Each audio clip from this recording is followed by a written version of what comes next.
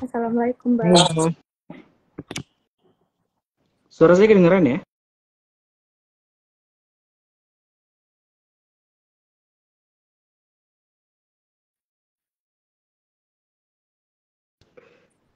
Gimana ya enaknya ya?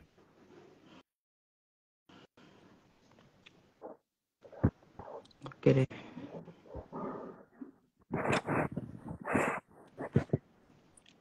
Oke.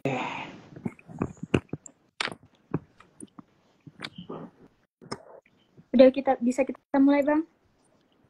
Boleh. Silakan, Mbak. Oke. Bismillahirrahmanirrahim. Assalamualaikum warahmatullahi wabarakatuh. Selamat sore kepada teman-teman semua yang sedang berada di Turki dan selamat malam untuk teman-teman yang berada di Indonesia. Kenalkan dulu, nama saya Desti Nabila Putri. Saya sedang menempuh pendidikan S1 di Siwas Cumhuriyet University dan saya pada hari ini diberikan kesempatan untuk menjadi moderator PCIM Talks pada kali ini. Selamat bergabung kepada teman-teman semua pada hari ini yang telah menyempatkan waktunya untuk join live kita ya. Selamat datang juga kepada teman-teman. Pada kali ini ini udah episode ke-60. Tema kita pada hari ini yaitu adalah peran teknologi dalam mengatasi climate change, yang mana akan disampaikan oleh narasumber kita, pembicara kita, yaitu Bang Hasri Akbar Awal Rozak, Sarjana Komunikasi. Halo Bang. Assalamualaikum Bang. Halo, waalaikumsalam. Gimana Bang kabarnya? Alhamdulillah sehat. Mbaknya sehat? Alhamdulillah. Benar tadi Mbak siapa ya namanya? Saya lupa nih. Mbak Nabila. Mbak Mbak Desti ya? Ya, Mbak Nabila. Mbak Nabila memang oke. Siap. Saya agak sedikit nggak bisa menghafalkan nama. Saya catat dulu deh. Oke, siap Mbak Nabila. Mbak Nabila sekarang lagi di mana sih, Was ya? Ya, lagi di Siwas sekarang. Oh, ini anak buahnya Mas Syamil ya berarti ya? Iya, benar. Mantap. Ini Syamil luar biasa nih. Bang, kita lanjutkan Bang ya. Oke, silakan. Bang Hasri Akbar Al-Rozak, beliau ini adalah Ketua Majelis Permusyawaratan Kader PCIM Turki, dan beliau juga sedang menempuh pendidikan S2 di Gazi University di Ankara. Di sini telah hadir bersama kita Bang Hasri Akbar Al-Rozak. Mungkin mari kita dengarkan bersama-sama materi yang akan disampaikan oleh pemateri kita, narasumber kita, dengan tema peran teknologi dalam mengatasi climate change. Kepada Bang Hasri, kami persilakan Bang.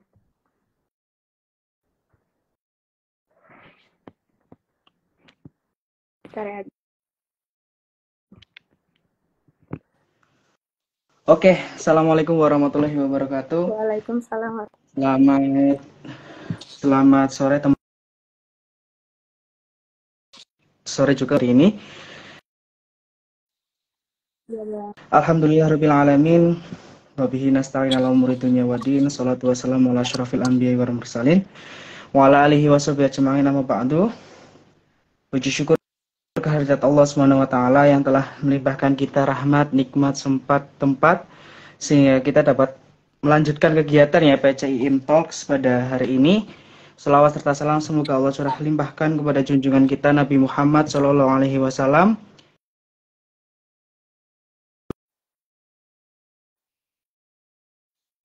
yang kelak kita nantikan syafaatnya di yaumil akhir. Amin.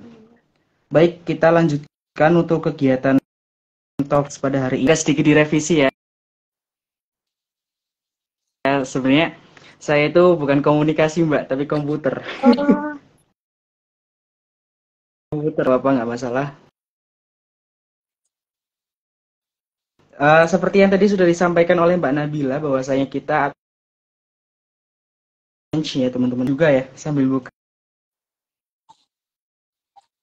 laptop di bawah, jadi saya agak fokusnya ke bawah juga. Jadi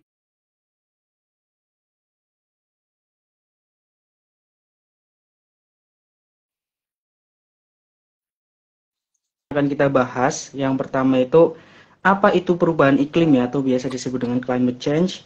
Terus penyebab dari perubahan iklim itu apa saja, seperti itu.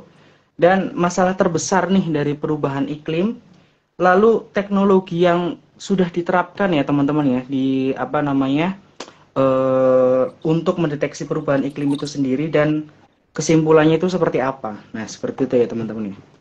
Nah, mungkin sebelumnya kita akan kenalan dulu nih terkait yang namanya perubahan iklim ya teman-teman ya. Mungkin teman-teman di sini ada yang mau berpendapat perubahan iklim itu yang seperti apa gitu. Atau mungkin Mbak Nabila mau berpendapat, ada pendapat pribadi terkait yang namanya perubahan iklim itu. Menurutnya Mbak Nabila perubahan iklim itu yang seperti apa? Silakan Mbak Nabila, barangkali ada apa pendapat dari Mbak Nabila sendiri. Kalau menurut aku pemanasan global sih Bang. Oke. Pemanasan global ya, berarti lebih tepatnya adanya perubahan secara ini ya, salah satunya adalah pemanasan global seperti itu ya Mbak Nabila ya. Jadi secara garis besar teman-teman, climate change ini atau perubahan iklim ini adalah pemanasan global ya, yang tadi sudah sudah dijelaskan oleh Mbak Nabila. Permasalahan global yang pada dasarnya itu akan mempengaruhi kehidupan manusia, seperti itu teman-teman. Nah, jadi kalau misalnya nih teman-teman sekarang ini kan ada di Turki, atau mungkin ada ya teman-teman juga yang ada di Indonesia, seperti itu ya teman-teman ya. Jadi kalau misalnya teman-teman kok melihat sebuah fenomena alam di mana fenomena tersebut itu berpengaruh langsung terhadap kehidupan manusia, itu biasa disebut dengan yang namanya climate change atau perubahan iklim. Nah, permasalahan perubahan iklim ini sudah mulai terjadi dari tahun 1900-an, teman-teman. Jadi, climate change ini bukan hal yang hal yang baru di dunia kita ya. Lebih tepatnya tahun 2000 sekian seperti itu, melainkan climate change ini sudah menjadi trending dari tahun 1900-an seperti itu, teman-teman. Nah, terus apa sih penyebabnya seperti itu ya teman-teman ya? Apa sih penyebabnya kok tiba-tiba ada yang namanya perubahan iklim? Nah, kalau misalnya kita lihat kalau ini kalau di pakai Zoom atau apa lebih enak ya. Tapi nggak apa-apa, nggak masalah. Kalau misalnya kita lihat teman-teman semuanya, kita itu merasakan lebih tepatnya suhu yang nggak menentu, atau mungkin biasanya tiba-tiba panas, biasanya tiba-tiba dingin, atau mungkin dia yang dingin ya gitu kan. Kok malah bahasnya dia lagi. Ya, jadi permasalahan perubahan iklim ini terjadi di tahun 1900-an yang tadi sudah saya sampaikan, bahwasanya peneliti ini menyimpulkan adanya kenaikan suhu ya di atas 0,8 derajat Celcius tiap waktunya, seperti itu teman-teman. Nah, dari peningkatan suhu tersebut itu mengakibatkan adanya pencairan es di kutub dalam jumlah yang cukup besar, teman-teman. Nah, terjadinya cuaca yang ini yang menjadikan sebuah indikator terjadinya perubahan iklim, seperti itu, teman-teman. Jadi bisa kita bayangkan ya teman-teman ya, bahwasanya permasalahan perubahan iklim ini terjadi bahwa adanya peningkatan suhu derajat yang tidak menentu. Nah, kira-kira itu di rata-rata adalah 0,8 derajat Celcius setiap harinya, seperti itu. Nah, itu tuh mengakibatkan pencairan es di kutub utara, di kutub utara dan selatan, seperti itu, dan mengakibatkan terjadinya tidak kestabilan iklim. Nah, itu teman-teman. Jadi kalau misalnya tiba-tiba ya teman-teman ini merasakan panas, tiba-tiba merasakan dingin, itu ya karena adanya perubahan iklim yang sangat mainstream ya teman-teman ya. Sangat ekstrim seperti itu, teman-teman. Nah, di situ kan ada beberapa penyebabnya, kan adanya terjadinya sesuatu itu kan pasti ada yang namanya penyebabnya ya teman-teman ya. Menurut teman-teman nih yang ada di sini ya, itu apa sih penyebab dari perubahan iklim tersebut? Kalau tadi kan faktornya itu kan faktor dari alam itu sendiri ya. Nah, kalau misalnya dari kita nih sebagai manusia seperti itu, faktor apa atau penyebab apa yang dapat mempengaruhi terjadinya pemanasan terjadinya perubahan iklim, teman-teman? Ada yang mau berpendapat? Kalau dari Mbak Nabila, menurut Mbak Nabila tadi apa, pemanasan global ya? Iya. Kalau yang lainnya, apakah ada yang tahu teman-teman semuanya? Misalnya kita nih melakukan sesuatu hal yang dimana itu kita rasakan itu enggak menjadi penyebab perubahan iklim, tetapi ternyata secara tidak langsung hal tersebut yang bisa menyebabkan perubahan iklim itu sendiri, seperti itu. Ada yang tahu? Ayo, mungkin teman-teman ada yang mau menjawab?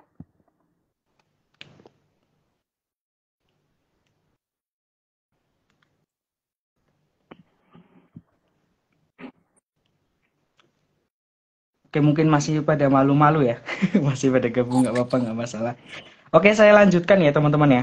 Jadi ada beberapa faktor yang menyebabkan pemanasan perubahan iklim secara mainstream, secara ekstrim seperti itu teman-teman. Yang tadi yang sudah disebutkan oleh Mbak Nabila bahwasanya pemanasan global ya. Terus yang kedua itu ada yang namanya efek gas rumah kaca. Terus yang ketiga itu adalah kerusakan lapisan ozon dan yang terakhir adalah gas buang industri. Seperti itu teman-teman semua. Jadi kalau misalnya kita mau bicarakan tentang yang namanya kenapa sih tiba-tiba ada perubahan iklim seperti itu. Nah itu, yang pertama itu pemanasan global. Terus yang kedua itu adalah efek gas rumah kaca. Yang ketiga itu kerusakan lapisan ozon dan gas buang industri. Jadi kalau misalnya kita melihat ke belakang ya, jadi kalau misalnya kita simpulkan bahwasanya perubahan iklim itu terjadi karena ya manusia itu sendiri gitu. Karena perbuatan kita sendiri, dari yang namanya penggunaan rumah kaca yang berlebihan, terus dari yang namanya penggunaan bahan kimia yang tidak semestinya seperti itu ya teman-teman. Misalnya kan kita sudah punya aturan nih penggunaan gas kimia penggunaan bahan kimia itu sekian, tetapi kita melebihi batas itu. Nah, itu pun nantinya berefek menjadi perubahan iklim yang tidak menentu seperti itu, teman-teman. Nah, dari masalah tersebut ya, dari hal-hal tersebut itu menyebabkan sebuah masalah yang paling besar. Yang pertama itu adalah cuaca ekstrim yang akan membawa dampak perubahan besar terhadap kondisi habitat yang ada di dalam dunia ini, seperti itu ya teman-teman yang secara alami. Jadi kalau misalnya nih teman-teman terjadinya perubahan iklim itu bisa jadi menyebabkan kerusakan. Tidak hanya kerusakan yang ada di dalam dunia ini, melainkan juga habitat-habitat hewan. Mungkin bisa jadi punahnya berbagai spesies. Nah, itu kan menjadi sebuah ancaman nyata ya secara langsung pada ekosistem dan rantai makanan seperti itu. Jadi kalau misalnya kalau kita lihat ini mungkin saya belum tahu nih. Di Turki ini saya belum lihat loh ya, di Turki ini kita belum lihat tikus. Nah, ini saya nggak tahu nih kalau misalnya di tempat lain ya. Saya belum pernah menemukan tikus atau mungkin menemukan ular. Nah, ini yang saya masih cari-cari nih, belum ada nih. Mungkin masih karena cuacanya juga ya yang berbeda dengan di Indonesia. Di mana di Indonesia itu kan pasti banyak banget tikus, banyak banget ular seperti itu. Nah, di situ kan bisa kita simpulkan bahwasanya cuaca itu juga bisa memengaruhi habitat yang ada di hewan seperti itu, teman-teman. Jadi sebuah ancaman juga ya kalau misalnya itu secara terus-menerus secara terus-menerus terjadi seperti itu ya, teman-teman ya.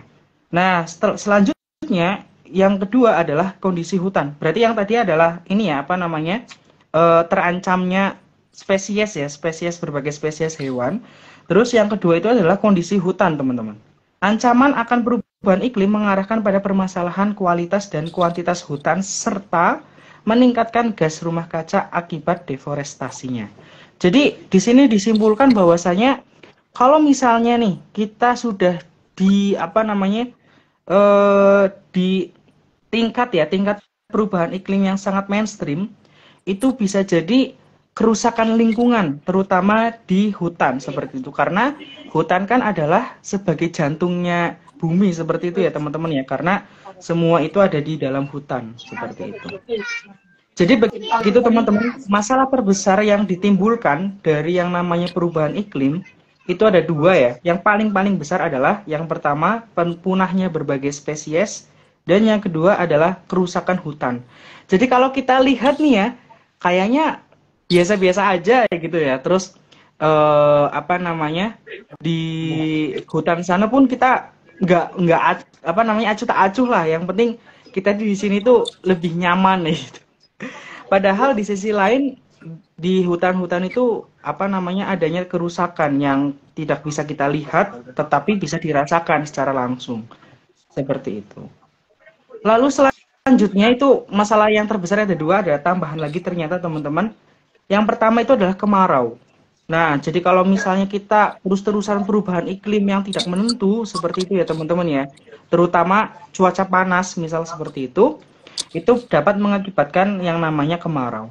Lalu selanjutnya ada banyak banget nih teman-teman ternyata.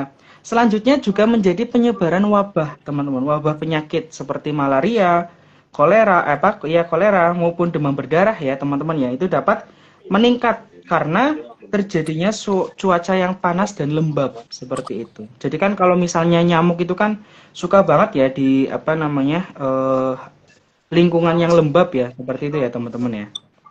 Terus berkurangnya area pertanian serta produktivitas pertanian ya karena efek kenaikan suhu yang memicu kemarau panjang sehingga berkurangnya air untuk perairan pertanian. Ini mungkin efeknya akan ada di Indonesia ya teman-teman ya. Biasanya kalau di sini saya belum pernah lihat adanya apa namanya padi nih di sini nih apa ladang sawah ya. Saya belum pernah lihat sawah yang ada di terutama saya kan di